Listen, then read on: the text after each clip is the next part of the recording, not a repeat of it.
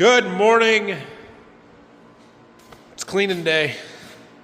So we got all the maintenance stuff done, changed all those caps yesterday. Brock's back today.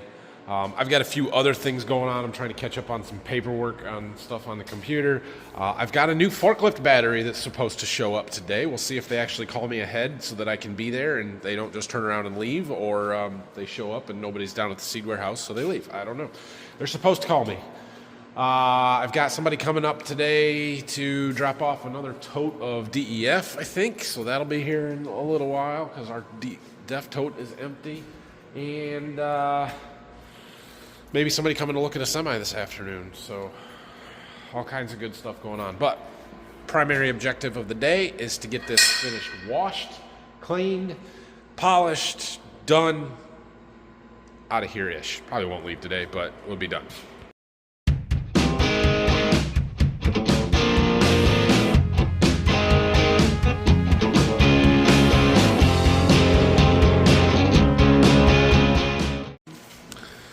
Here's our empty DEF tote, so that one's got to go back. Oh, pull my lid off of there, one of these.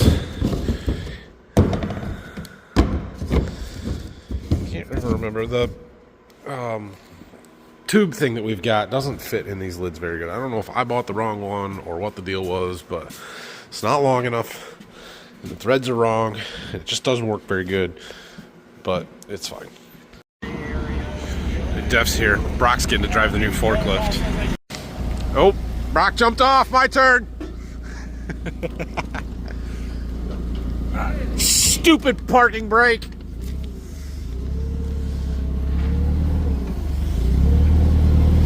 Don't hit anything. All right.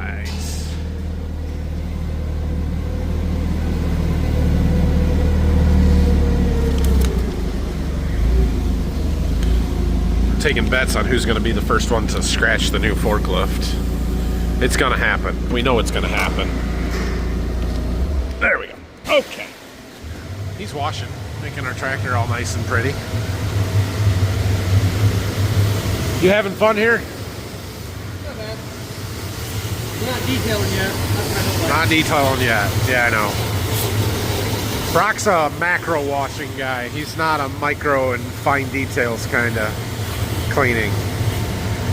Soap and water only on our caps. No solvents. You'll make them cloudy. Don't get the brake clean out trying to clean up oil. Alright, good deal. I think Brock's done washing, at least for now, although he missed that spot. Yeah, okay. Well, for the most part, it looks good. We got the tracks cleaned up, all that oil and oil dry that we had in there, so that is helpful. It'll be nice. We do need to maybe scrub stuff down a little bit on the sheet metal, or the sheet metal, the sheet plastic, the stuff that we're gonna try and polish a little bit more. But yeah, she's looking pretty good. Brock says I need to climb up here and look. He's still working. He had to go get more heat. Oh yeah, you can see on the hood where he's gotten to and where he hasn't. Right there. I mean, you got all the heavy dirt off of it. I did my job, right? Aha! Yeah, I suppose. It's good. It's good. It's a 3-year-old tractor. It's not even brand new, so you can't expect brand new results, right? All right, Brock's been flushing tracks out. Come on, really? Anyway, there's some cavities underneath it and stuff where we took those covers off when we were changing hydraulic oil and stuff and cleaning that out and flushing it. We're going to do a little bit more foam in here and rub everything down with some rags. He did part of the hood. That guy with the DEF came right when he was working on this stuff, and so like you can see how important it is to scrub a little bit. You see right here? Like this got wiped and this spot didn't, and yeah, so the soaps are good and they help, but they're definitely not touchless where you don't still have to scrub stuff down.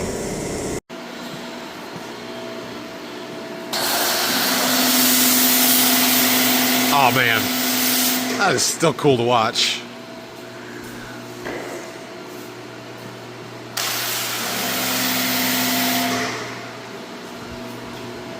See, I want to get in there and start scrubbing on that, but I'm going to get coated in foam if I do. All right. This tractor wasn't super dirty, but you can see the soap melting dirt off. Ugh. I mean, that's what it's doing. It's working. Soap does what it's supposed to do.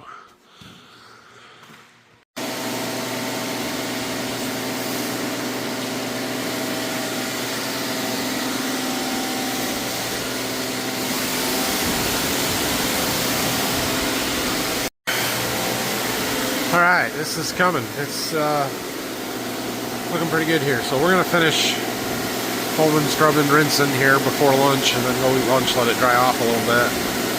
We'll see what we can do to polish it. I got a little special stuff for today I've been saving for this. Hey, don't just stand there, film me so they know that I actually do some of this too. Like I said, Brock does the initial cleaning. I have to come in and do the final cleaning stuff. Just put on the show right now. Ha! Just listen to you. All right, he took back over. He can't stand standing around watching me work, so, you know. We'll let him back at it, but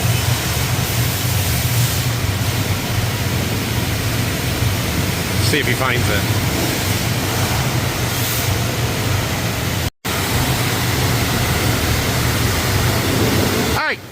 Get back here. Okay, go around to the front.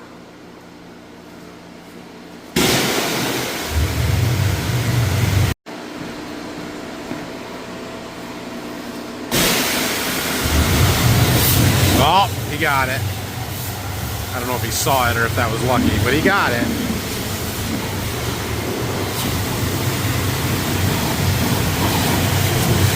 These tracks are extremely difficult to get clean. There's just no way to get to the inside of those idler wheels.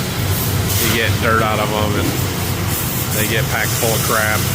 It's really, really difficult to get them clean.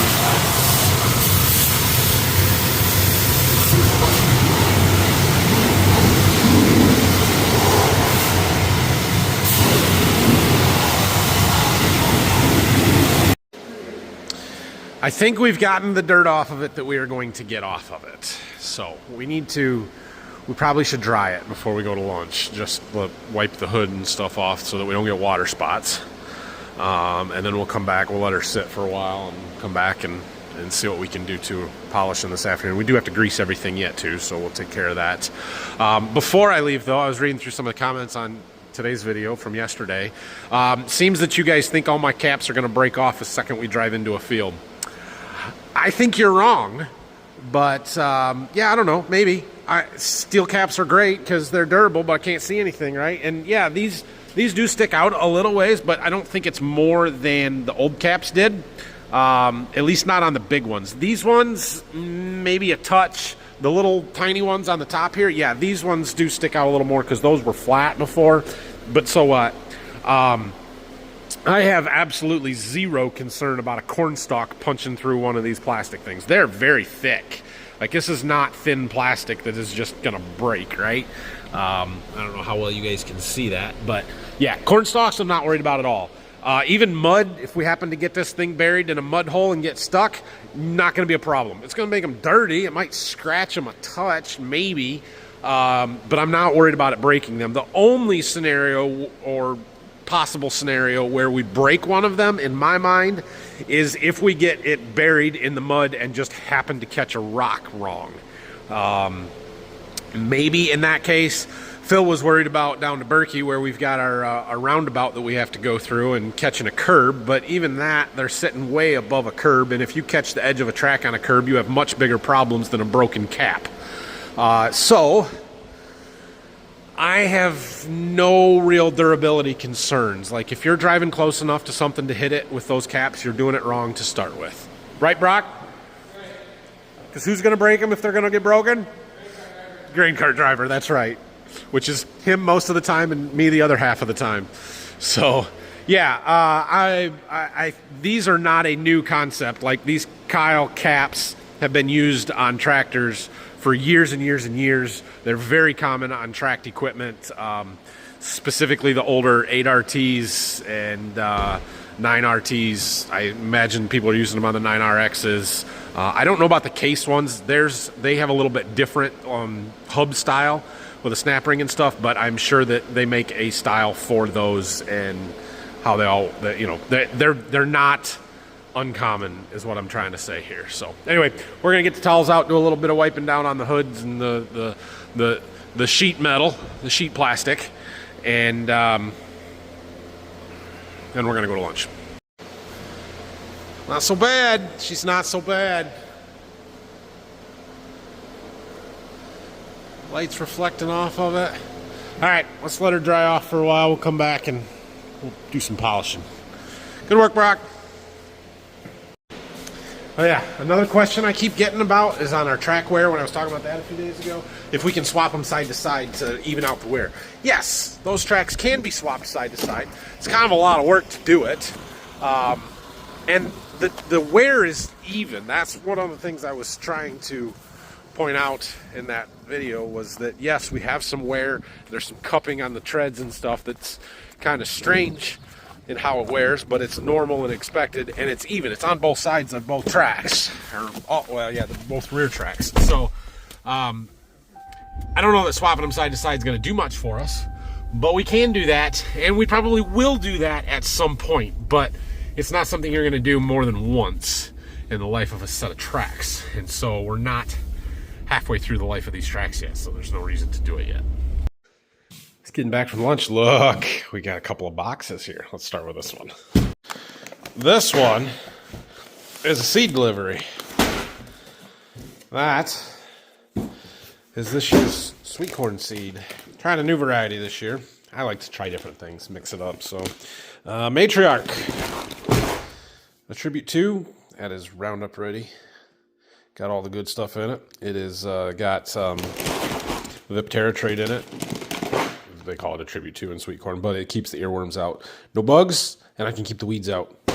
Good stuff. Should be pretty good tasting. I've had Attribute 2 in the past, not this particular hybrid, but yeah. So, and we have a little bit of last year's leftover. This was from a different company, but this was what I used last year. Now, the more fun box. That blue tape there, that's good stuff. Like I said a couple weeks ago, I needed to place my own order. I finally got around to it. We've got myself some new Borderview Farms shirts. So this one is not the heathered navy blue. It's just a straight navy blue. But look at that right there. Large, tall. We have tall sizes now. Borderview Farms logo tee. We've got a black one with the Best RX shirt. That beautiful 8RX. Look how shiny it is. How do they make tractors on t-shirts shiny? That's awesome. I think that looks so cool. So that's a good one. I bought a Farm for Profit t-shirt because, we like supporting those guys. And got ourselves farm focused hoodie and a new Borderview Farms hoodie. Mine was getting to the point where it needed replaced. So yeah, cool. Excited for those. If you guys need yourself some Borderview Farms or other apparel, head on over farmfocus.com, find the Borderview Farms brand page, place yourself an order. Thank you. Well, for just washing it and scrubbing it down, she looks pretty darn good. I'm pretty happy with it, but we're gonna see if we can't make it shine a little bit better. So I'm debating how much we need to do here, but I think there's just enough spots or stuff on the surface. We're going to polish it first with some compound. You can just see a little bit of a haze on it if you get the right light. And so I have some Meguiar stuff here. Mirror glaze, professional fine cut cleaner. Should take that off. It's not really oxidized, so we don't need to take that off. We just need to clean it a little bit. So that's the one we're going to use for that. And then once we get that done and get it all nice and clean, I have some ceramic coating that we are going to put on. Now, several years ago, probably even before Brock was around, I got on this ceramic kick and I bought some stuff There's not a lot left in there, but we'll get it. And it was a better deal if you bought 3 rather than 1 kit, so I bought 3 kits. Now those 3 kits that I bought then are cheaper than 1 now. But I used it for a long time and then kind of got away from it because it's supposed to last for 5 years. I don't know if it really does or not. But I have some of this Armor Shield 9. Comes in a little fancy silver bottle. You guys have seen this before if you've been around long enough. There's just probably enough left in here for that tractor, and I've kind of been saving it for it. I think we did this when we first got the tractor. We put it on, and so that's been 3 years ago now. So I thought, yeah, it's probably time we should put another coating of this stuff on. So I don't know if it's all it's cracked up to be from my past experience, but it does work. It's super easy to put on. That's the thing that I really like about. Why are you so dark? Anyway, it's super easy to put on. So. That's good. It's easier than wax. The problem is you have to do a lot more prep and get everything clean before you do it than you do with wax. The wax kind of cleans the paint and leaves the film all at the same time, where this you have to get it clean first. So this is what we're going to work on this afternoon. Brock's skeptical. It's okay. It'll be fine, Brock. So I have a nice clean microfiber applicator here, and I was going to set up a camera and show you how to do this, but there's nothing magnetic on this tractor, so too bad. All right, so I'm going through and just kind of putting some of that glaze polish on here, swirling it around, and then Brock's following me up with a rag. There's a spot right in that corner, right there, right up over this way in that corner, right down. Right there, see that spot? See it? Right there. There you go. Yeah, she's gonna look okay. I was trying really hard to avoid what I am doing now and to do this all by hand, but results were unacceptable. So we got the buffer out. It's not really what I wanted to do, but it does make a big difference. I don't know if the camera's gonna pick this up or not. Can you guys see how dirty that is? Oh yeah, you can see that. There you go. Now look at it. Okay, wipe across on this side, Brock. Get all the hair and the fibers. There you go. Uh-huh.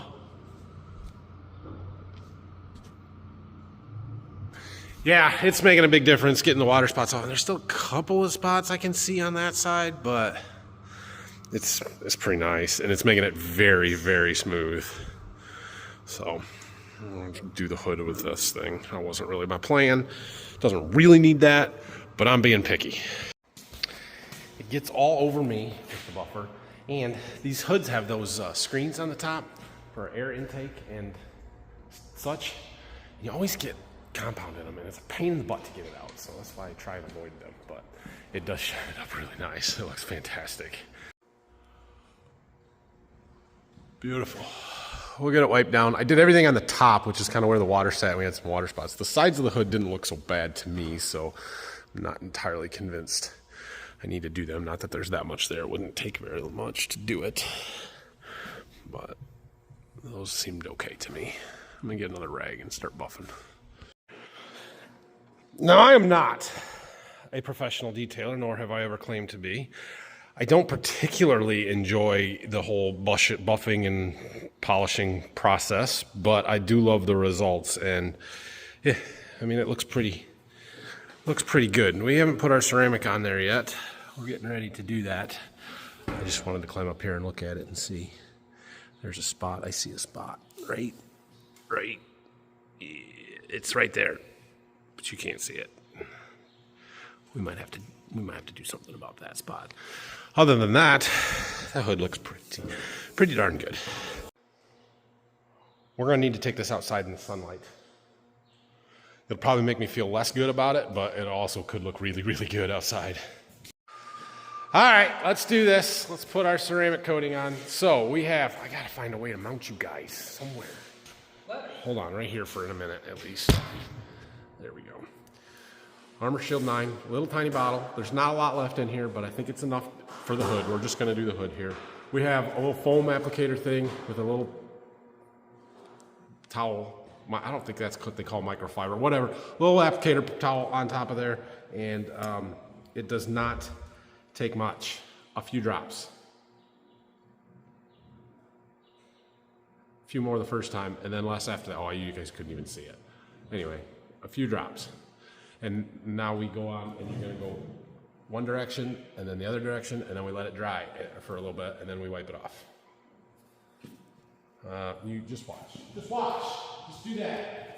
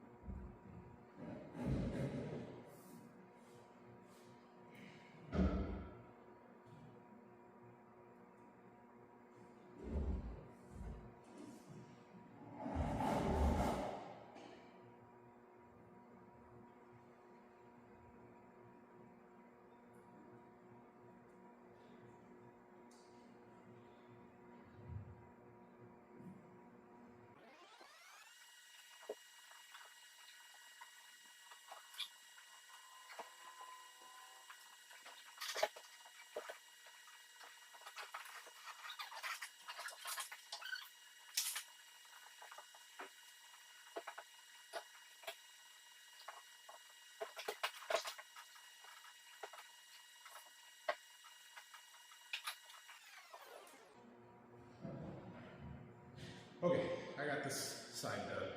We're gonna wipe it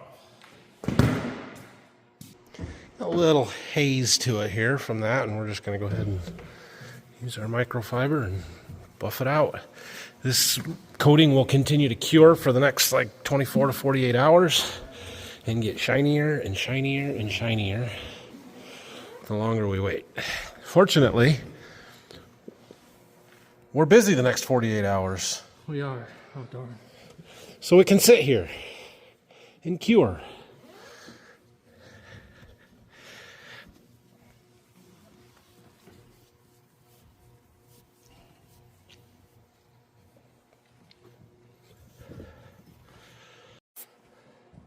Yeah, you can't see anything from there, but we're going to do the other side now.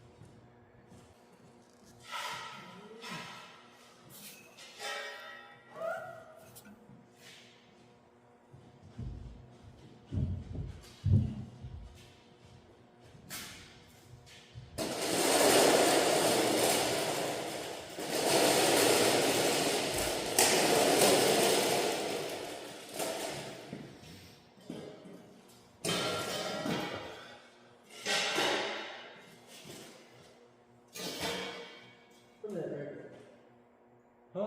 There's a little water spot. You got an extra right here? I do not. You're not using mine.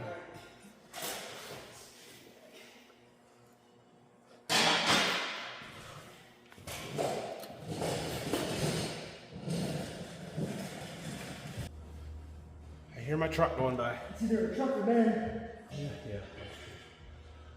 It's all right. My truck driver just called me. My battery's almost here. So we got the top of this done. We got to do the sides yet, but we're going to go unload the battery. It's pretty. It is beautiful.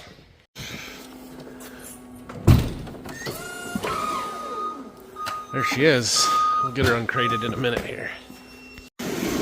That is a big, heavy battery. So the model, it's a 248521. That's the model number for this battery. It weighs something like 3,200 pounds. And they crated it, which is nice. I thought it would just be sitting on a pallet, but we got a nice box now, Brock. Let's see what is it. It's nailed down. Oh, he got it. Bubble wrapped and everything.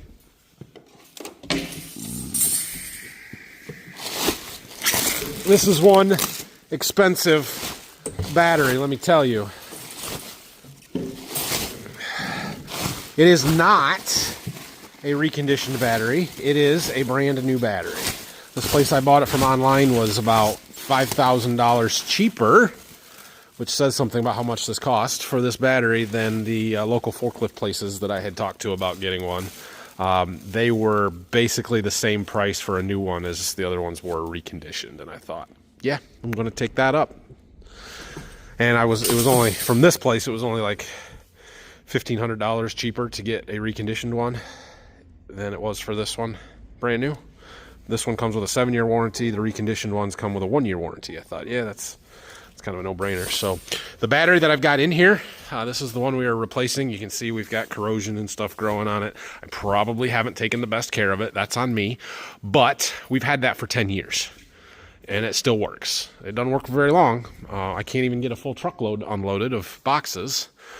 So that's why we got a new one, but it does still work. And like, I get that question a lot about electric forklifts versus running propane or whatever in here.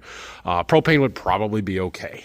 I love the stability and the smoothness and the ease of use of this electric forklift.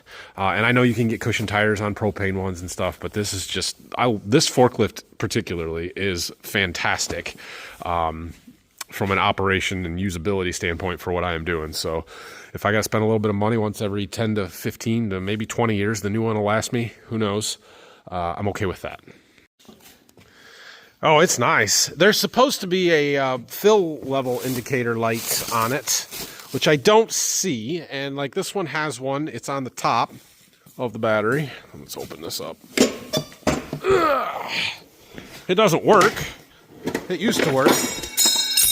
Come on now. Anyway, it's right here. It's supposed to blink if it's got enough water in it, and if it doesn't, it stops blinking. And I filled this multiple times and it doesn't work anymore. Whatever. That one's supposed to have one. I don't see it. So we'll have to take it out of the box and see if I'm missing something, or they didn't put it on, in which case I will complain, but we'll see. Cool.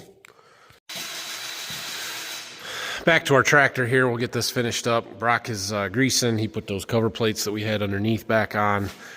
He went through with our Rio's ceramic washing coat, ceramic spray wax stuff, 3-in-1 spray wax, and did the rear fenders and some of the stuff we're not ceramic coating. I'm going to finish this hood up, and we're going to call it good here. I'm washing some windows. I noticed the top of the back of the cab was not real clean, so I got Brock cleaning that up for me. We got to do the inside windows yet, and we'll see what else needs to get done, but she's looking really good. A little black plastic trim restorer and tire shine, and she looked pretty dang good. Brock, what do you think? How'd we do? I think we did pretty good. It's not so bad, is it? We really want to take this outside in the sunlight, mostly for a photo op, because it's February and that's what crop farmers do. We polish equipment and ooh and ah over it. If you guys haven't figured that out yet, you can leave your comments on how ridiculous I'm being. That's fine. But dang, it looks good. But it's muddy outside, and I don't want to get it muddy. So I don't think we're going to go outside. I don't know. Is there enough sunshine out here on the concrete? Yeah, we could go right there in front of the garage, I suppose. Just a little snow. But it's muddy. I don't want to go out in the mud. We're going to go back and work on that battery, see if we can get it switched into the forklift.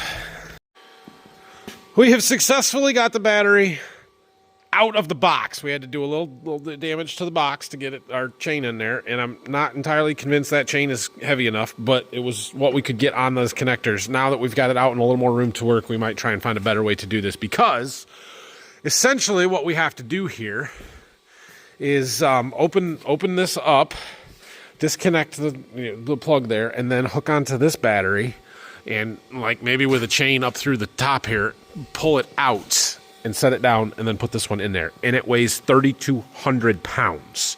So it's heavy. We're going to make sure we're doing it safe, because the last thing I want to do is drop that new battery. And there's no light indicator on it. I requested a water indicator light, level indicator light.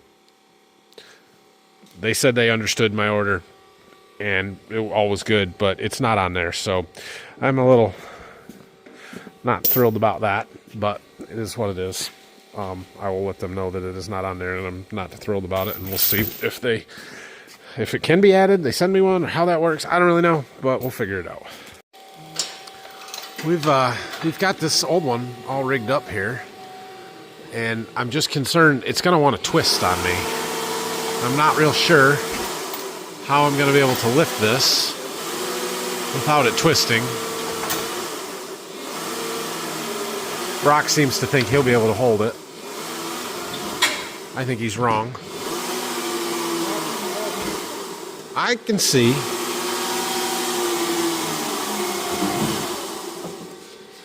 Oh, we're not quite clear yet.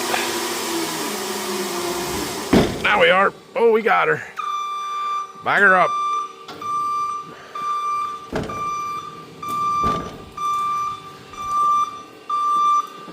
We gotta tip it back.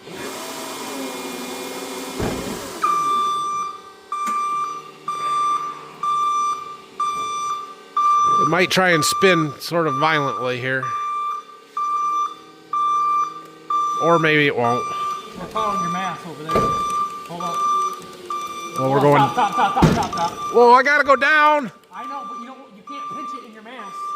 We're not even close to being pinched. Between this section and the ground you were. No, we weren't.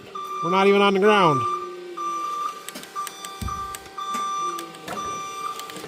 Okay. It's out and on the ground. That's a win. All right, well, we got the old one out, but the new one has the distance here is thicker, and I am a little more concerned about damaging this one than I am the old one, let's be honest. So my clevises are not going to work. Like, I could get one in on this side, but when you lift, it's going to press down into the plastic, and this side, it would be pressing down hard into this cover, and I do not want to do that. And so we got to find better hooks to get in there. Preferably a chain with a open hook instead of a chain hook, like this. This is designed to hook to itself. I need something that's designed with a hook to grab. So we're going to see what we can find back down at the shop, and we'll come back and mess with this some more. We found a couple of these like chain minders here, or menders. These are grade 70. Half-inch or 7/16 it says. So I looked it up. Those are rated for 11,000 pounds. And we have two of them. And I'm pretty sure we can put that right on the edge of the battery, and that'll work great. So we're going to take these down there and use our big heavy chain, lift it up. This feels dumb. We're going to do it anyway. All right, that side has to be towards me. We're going to get it over in front of the forklift, and then worry about rotating it.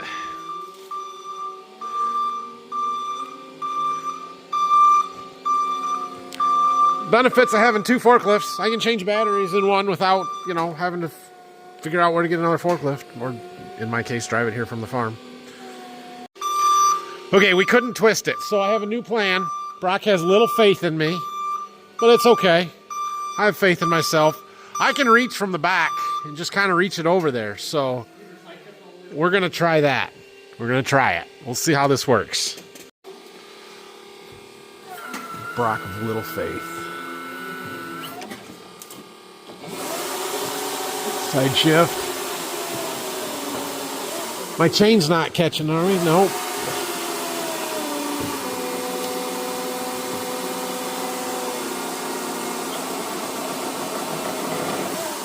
Okay, that's as far as it's gonna go. Now we got all Set it down. forklift maneuverability here.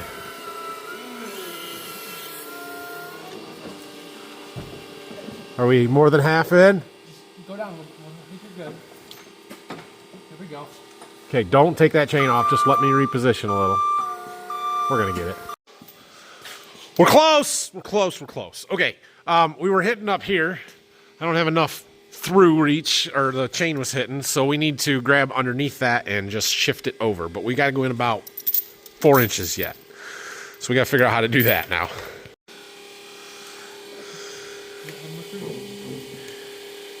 She's in. Oh, we're still a little off, aren't we? Don't do that. Don't walk through there. It's just tilted a little bit. We got to get this side to sit down flush. Still got tension. There it goes.